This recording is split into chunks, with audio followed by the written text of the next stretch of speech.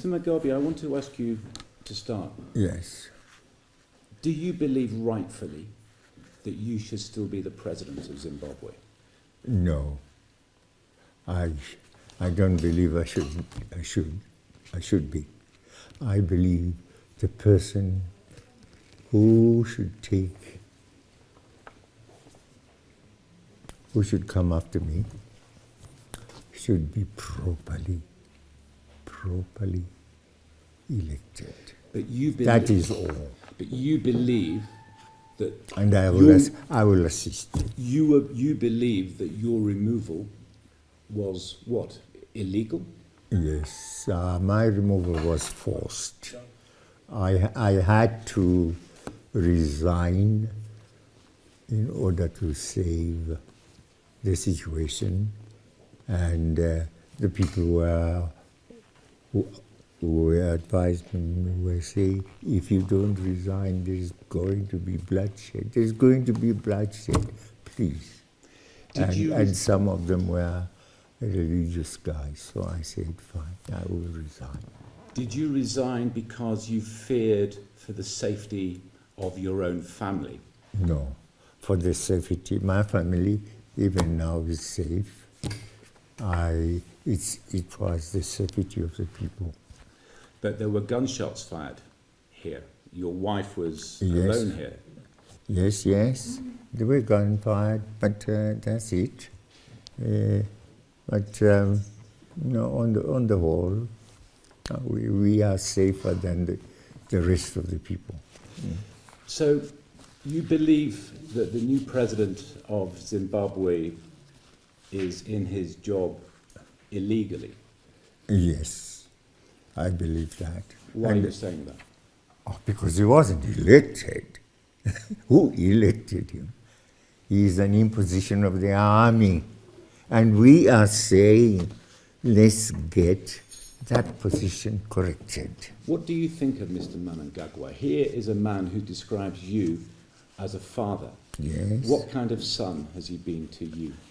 Of course, sons will not always be obedient once to the father. He's got his own views. He has got his own character. And it's a character I perhaps did not quite see and know about him. That of not forgiving. If a person stepped onto his, shoe on his toe, you will go after him.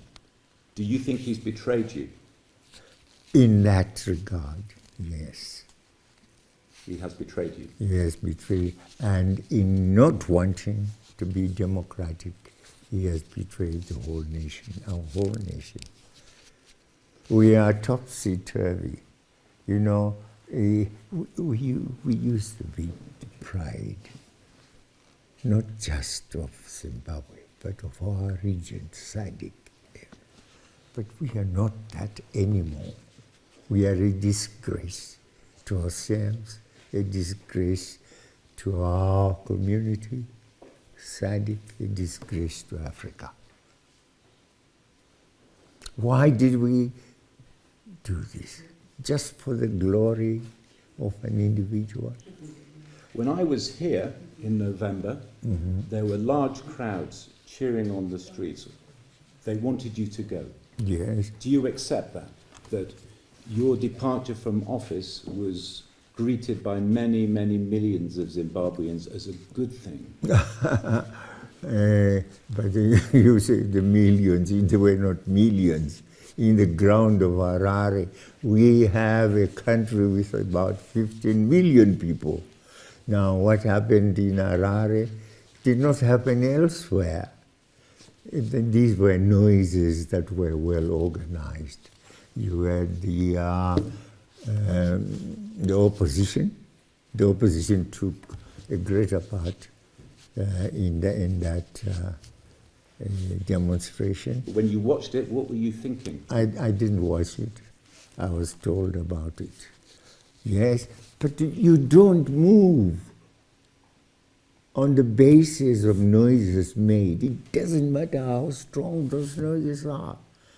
It is your party and the party program. Yes, take note of the complaints. Take note of the complaints and bring them to into your system, into your party. Because you know what people say? They say that for whatever good that you did in liberating this country, people say that over the course of your rule, this country has been ruined by your leadership.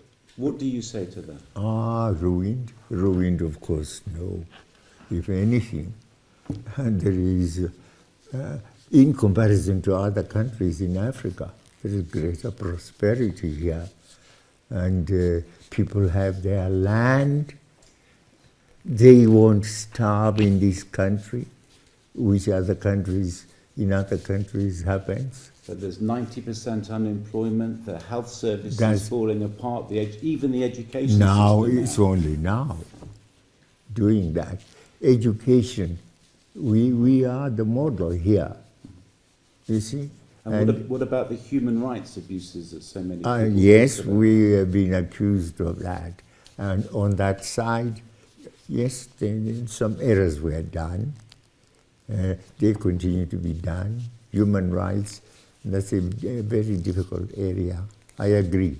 We offended in regard to that area. Is that in terms of the election violence? In terms, no, I think it is more in relation to how we handled other people, the opposition, etc., etc. The violence towards you. The violence, yes. You see, what people will say is that you were in charge for 37 years. For the errors that were made, for the problems that Zimbabwe has now, there can really be only one person to blame, and that is Robert Mugabe. No, just one person. How can you say one person? One person was leading a party, and the party had its own program. But we weren't that bad in comparison to other countries. No. ZANU-PF said the problem was not with Robert Mugabe, but with Robert Mugabe's wife, that you wanted Grace Mugabe to be the next president. But that's nonsense. And anyone who becomes president must be a member of the party. She wasn't. And must also be processed within this party system. And that is said, of course, by those who would want to find fault with me. And some terrible stories were told about your wife, that she tried to poison Emerson Mnangagwa. No, but he regretted later. He said, no, it was not our dairy products which had poisoned him. He was poisoned on the plane. That's what he said. The food that was given him. No, my wife would never do that. She's a Christian. We are both Christians. You believe that she's an innocent woman and you were innocent? She would never poison. If anything, we used to eat together with Emerson, the food she cooked. You see, they have tried to, tarnish my wife, even to the extent of saying the degree which she got and she got after hard working. We used to go through her papers, and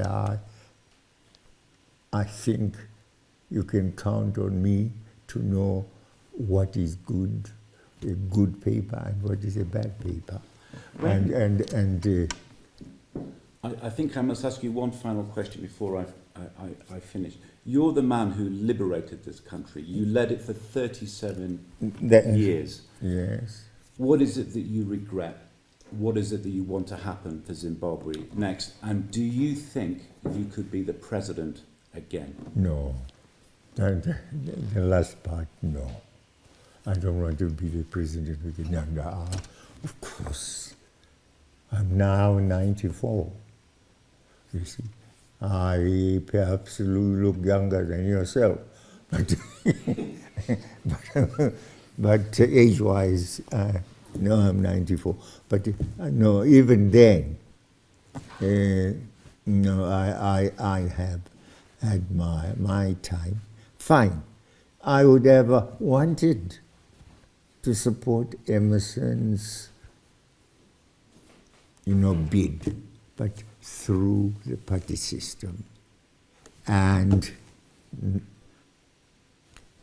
the system that we have, the party chooses you as a candidate, then as a candidate you must be voted for by the people. So you must go through the election process, which he hasn't done at all.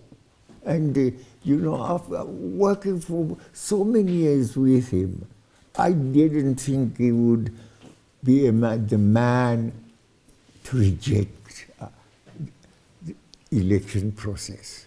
A lot of people will say it's rich for you, who has allegedly stolen elections, to criticise your successor for not being a Democrat when he is promising free and fair elections. Promising a promise is not the reality. It's just a promise. Fine. If he's promising, at least it's a good start.